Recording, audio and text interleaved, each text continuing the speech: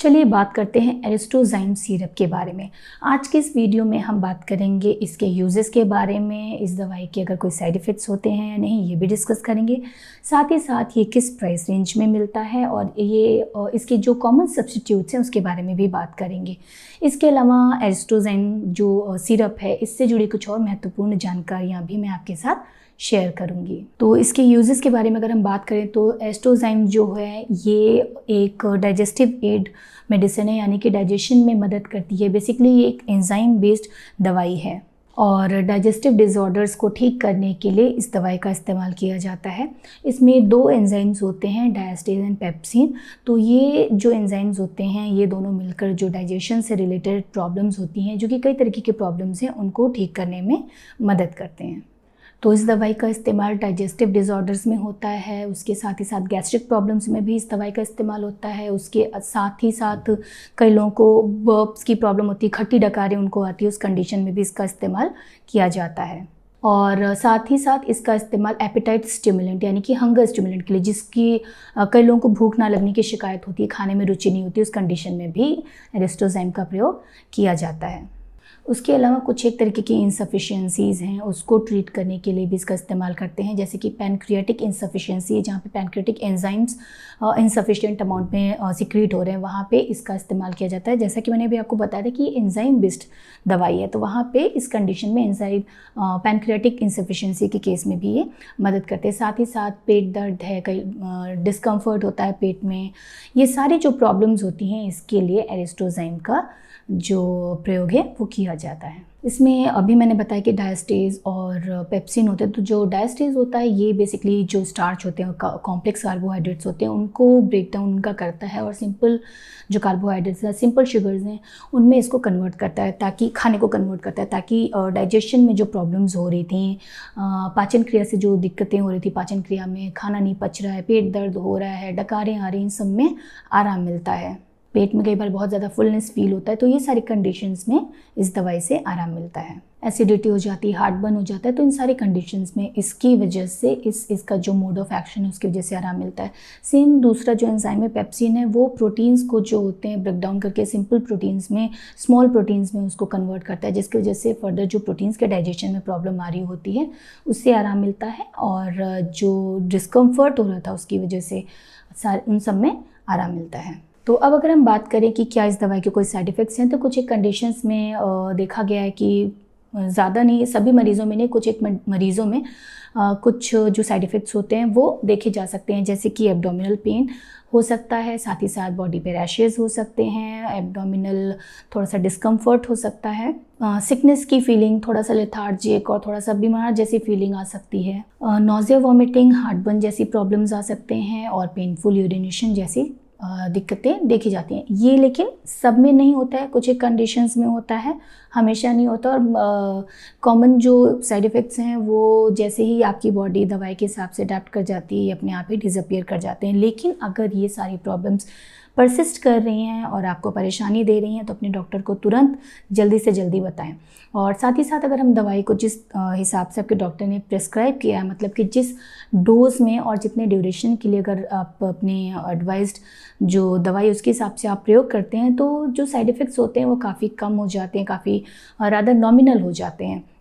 तो जैसे कि एरिस्टोज़ाइम है, ये एक सिरप है, तो आपके डॉक्टर ने जितने ml लेने के लिए कहा है वो मेजरिंग कप से उतने ही ml लें, और जितनी बार कहा है उतनी ही बार लें, और जितने दिन के लिए कहा है उतने ही दिन लें। जैसे कि कॉमनली इस दवाई को अगर दिन में 2 बार के लिए 5 दिन के लिए एडवाइस किया जाता है, तो बिल्कुल उसी तरीके से लें। दिन में 2 से 3 ना करें, और 5 दिन से कम या 5 दिन से ज़्यादा ना करें, ताकि आपको मैक्सिमम बेनिफिट्स मिल सकें और जो साइड इफ़ेक्ट्स हैं वो कम से कम इनको किया जा सके।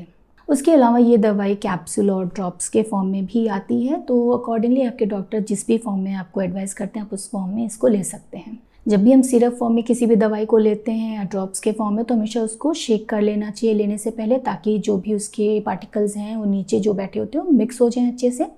और जब भी हम टैबलेट या कैप्सूल लेते हो तो उसको बिल्कुल च्यू या क्रश करने की ज़रूरत नहीं होती, जबकि वो इस तरह से एडवाइस ना किया गया हो। 1 गिलास पानी के साथ आप उसको आराम से ले सकते हैं।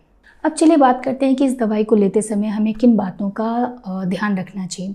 तो सबसे पहली चीज़ होती है कि अगर आपने पहले कभी ऐसी दवाई ली है, रेस्टोज़ाइम दवाई ली और कोई आपको उससे प्रॉब्लम हुई है, कोई एलर्जिक रिएक्शंस हुए, तो उसके बारे में अपने डॉक्टर को ज़रूर इन्फॉर्म करें। साथ ही साथ किसी और दवाई का इस्तेमाल पहले से कर रहे हैं किसी बीमारी के लिए, या फिर अपनी मर्ज़ी से कोई ओवर द काउंटर ड्रग है या फिर कोई हर्बल प्रोडक्ट है, उसके बारे में भी अपने डॉक्टर को इन्फॉर्म ज़रूर करें। साथ ही साथ अगर पैनक्रियाटिक स्वेलिंग या इन्फ्लेमेशन की प्रॉब्लम रही है, पैनक्रियाटाइटिस रहा है आपको पास्ट में, तो उसके बारे में भी अपने डॉक्टर को ज़रूर बताएं।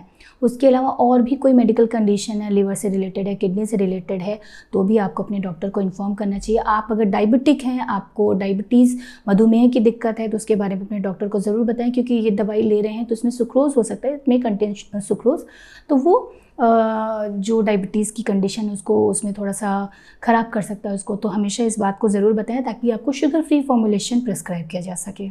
साथ ही साथ अगर जो मरीज़ है वो प्रेग्नेंट हैं और या फिर ब्रेस्ट फीड करा रहे हैं, तो इसके बारे में भी अपने डॉक्टर को ज़रूर बताएं, क्योंकि इन कंडीशंस में जो दवाई होती है उसको उसके डोज को एडजस्ट करना पड़ता है, या फिर हम दूसरी दवाई को प्रिस्क्राइब कर सकते हैं जो कहीं ज़्यादा सेफ़र हो।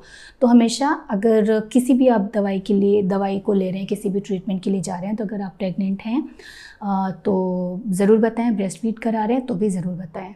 साथ ही साथ किसी भी दवाई के, जैसे कि हम किसी भी और दवाई के साथ अल्कोहल कंजम्पशन के लिए मना करते हैं, इस दवाई के साथ भी सेम है कि अल्कोहल कंजम्पशन नहीं करना चाहिए, स्मोक नहीं करना चाहिए। ये सारी चीज़ें आपकी प्रॉब्लम को और ज़्यादा बढ़ा सकती हैं। हार्ट बर्न रिलेटेड प्रॉब्लम है, जो digestive and gastric related problems हैं, उसकी ज़्यादा वर्जनिंग कर सकते हैं। और जैसा कि मैंने भी बताया था कि किसी भी दवाई का इस्तेमाल अगर कर रहे हैं तो ज़रूर बताएं, क्योंकि कई बार होता है जो दवाइयाँ हम ले रहे हैं उसके साथ जो अभी प्रिस्क्राइब की जाए दवाई, अगर वो इंटरेक्ट कर जाती है, अगर उसके रिएक्शन से आपको हार्मफुल इफेक्ट होते हैं, तो इसलिए डॉक्टर को ये जानना ज़रूरी होता है कि आप किसी भी दवाई का इस्तेमाल पहले से कर रहे हैं या नहीं। जैसे कि ये जो दवाई है रेस्टोज़ाइम, अगर आप डायबिटिक हैं, उसकी दवाइयाँ ले रहे हैं, तो उसके साथ में थोड़ा सा हार्मफुल इफेक्ट्स दे सकता है, शुगर का लेवल बढ़ा सकता है। तो फॉर एग्जांपल कार्बोज, एम्ग्लिटॉल, अगर ऐसे दवाइयों का आप इस्तेमाल करें तो अपने डॉक्टर को ज़रूर बताएं। तो अब बात करते हैं इसके प्राइस रेंज की। ये 200 ml का एक बॉटल करीब 124 रुपये 50 पैसे का आता है, और इसके जो कुछ कॉमन सब्स्टिट्यूट्स हैं उनके नाम कुछ इस तरीके से हैं: मेरिजाइन, जाइमेक्स, एपिजाइन, एंजाइप्लेक्स। तो ये कुछ इसके कॉमन सब्स्टिट्यूट्स हैं। इसके अलावा और भी दूसरे नामों से और भी दूसरे ब्रांड से ये सेम दवाई मार्केट में मिलती है, तो किसी भी दवाई को आपके डॉक्टर आपको एडवाइस कर सकते हैं। कॉम्पोजिशन सेम होता है।